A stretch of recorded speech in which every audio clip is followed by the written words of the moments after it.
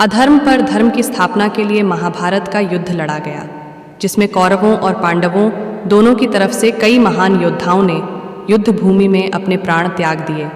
भीष्म पितामह, गुरु द्रोण, कर्ण, जयद्रथ, दुर्योधन ऐसे महारथी थे जिन्हें हराने के लिए छल का सहारा लेना पड़ा। जानिए कैसे इन महायोद्धाओं को हराया गया।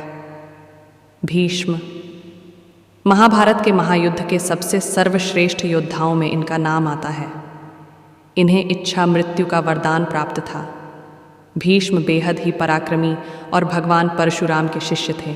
अपनी राजभक्ति के कारण इन्होंने कौरवों की तरफ से युद्ध में हिस्सा लिया। भीष्म को हराए बिना महाभारत युद्ध में पांडवों की विजय असंभव थी। ऐसी स्थिति में भगवान श्री कृष्ण की सलाह से अर्जुन अपने रथ पर शिखंडी को लेकर आते हैं, जो न पुरुष था न स्त्री। शिखंडी का जन्म से एक ही लक्ष्य था, भीष्म की मृत्यु। भीष्म शिखंडी को एक स्त्री मानते थे और इस बात का ज्ञान पांडवों को था।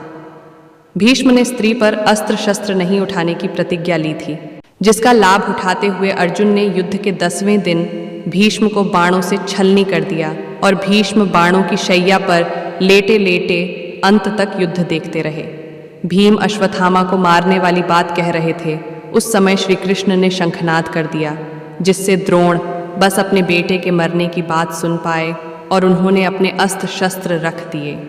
मौके का फायदा उठाकर द्रौपदी के भाई धृष्टद्युम्न ने द्रोणाचार्य का वध कर दिया। जयद्रथ ये दुर्योधन के बहनोई थे, जिनके कारण कौरवों ने मिलकर अर्जुन के पुत्र अभिमन्यु का वध किया था। इससे क्रोधित होकर अर्जुन ने जयद्रथ की सूर्यास्त तक वध करने की प्रतिज्ञा ली।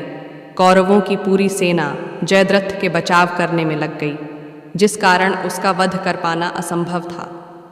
ऐसे में कृष्ण जी ने एक चाल चली। उन्होंने अपनी माया से सूर्य को ढक दिया, जिससे सबने समझा शाम हो गई, क्योंकि युद्ध सूर्यास्त के बाद नहीं लड़ा जाता। इस कारण जयद्रथ अर्जुन के पास खुद आ गया। श्री कृष्ण के कहने पर अर्जुन ने जयद्रथ का वध कर दिया और फिर से सूर्यदेव प्रकट हो गए।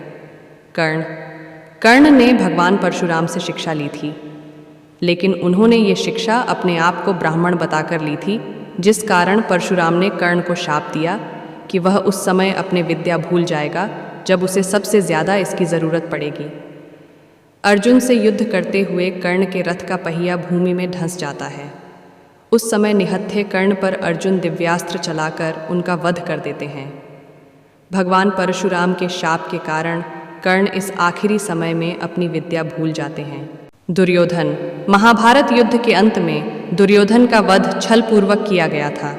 माँ की तपस्या के कारण दुर्योधन का शरीर वज्र का बन गया था।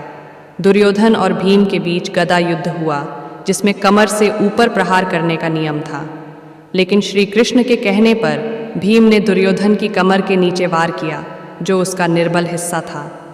बाकी का शरीर दुर्योधन का वज्र का हो गया था। इस तरह छल पूर्वक दुर्योधन का अंत हुआ।